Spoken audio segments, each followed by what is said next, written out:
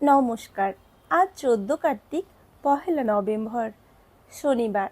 আর আজ কার্তিক মাসের শুক্লপক্ষের উত্থান একাদশীর ব্রত। এই উত্থান একাদশীকে প্রবোধিনী বা দেব উত্থান একাদশীও বলা হয়।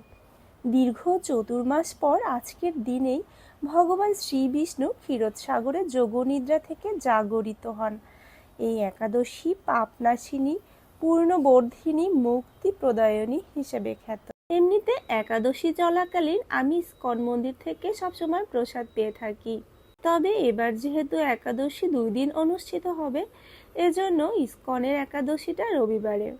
আর এজন্য একাদশী উপলক্ষে আমি এখানে সবজি রান্না বসিয়েছি। তো প্রথমে ফুলকপিটাকে ভেজে নিয়েছি। ভালো কথা, আমি কিন্তু ঘি দিয়ে রান্না করছি আজকে সবজিটা।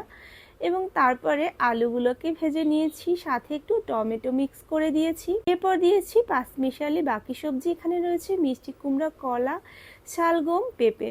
আর তোমাদের দাদা আজকে একাদশী উপলক্ষে অনেক ফল প্রসাদ নিয়ে এসেছে, তো আমি আবার সেগুলোই তাকে কেটে সার্ভ করছিলাম, যেহেতু সেও আজকে একাদশী ব্রত পালন করছে আমার সাথে।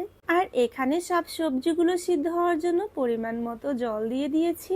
এরপর দিয়ে দেব স্বাদের ব্যালেন্স করার জন্য কিছুটা পরিমাণ চিনি। আর আমি কিন্তু আগেই পিঙ্ক সল্ট অ্যাড করে নিয়েছিলাম। এখন একটা বোম্বাই মরিচ দিয়ে এবং ভাজা ফুলকপিগুলো দিয়ে আমি ভালো করে অনেকটা সময় কুক করে নেব। এই সবজিটাতে এমনিতে কিন্তু তেমন কোনো মশলা ইউজ করা হয় না, শুধু একটু বোম্বাই মরিচ, ঘি দিয়ে রান্না করা হয়। আর তাতেই কিন্তু এর স্বাদ অনেক বেশি হয়। এই পর্যায়ে আমার সব সবজি সিদ্ধ হয়ে একদম প্রপারলি কুক হয়ে গেছে। এখন আমি সবজিটাকে নামিয়ে নেব। আর আজকে সাবু দিয়ে একটু পায়েস রান্না করব, এজন্য আমি কিন্তু চুলোতে দুধটা আগেই ফুটিয়ে নিয়েছিলাম।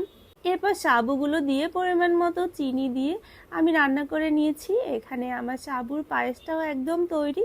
তো রান্না বান্না শেষে স্নান করে গীতা পাঠ করে আমরা কিন্তু প্রসাদ পেতে বসেছি।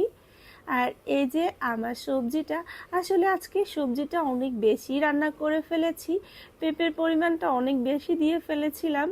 আর একটু কম দিলেও হতো, যেহেতু আমরা একাদশী মাত্র 3 জন। আমার শাশুড়ি মা আবার কালকে একাদশী ব্রত পালন করবে। সে আবার সকালে সবজি রান্না করার সময় একটু ভুলে টেস্ট করে ফেলেছিল, এজন্য সে কালকে একাদশী ব্রত পালন করবে। আর এখানে সন্ধ্যাবেলা আমি ঠাকুরকে ঘিয়ের প্রদীপ দেখাচ্ছিলাম। দামোদর মাসের ব্রত যারা করে, এটা তো প্রতিদিন সবাই নিয়ম করে পালন করে থাকে, যদিও আমার তো প্রতিদিন দেয়া হয় না। তবে আজকে ভাবলাম একাদশী উপলক্ষে একটু ঠাকুরকে প্রদীপ দেখাই। তারপরে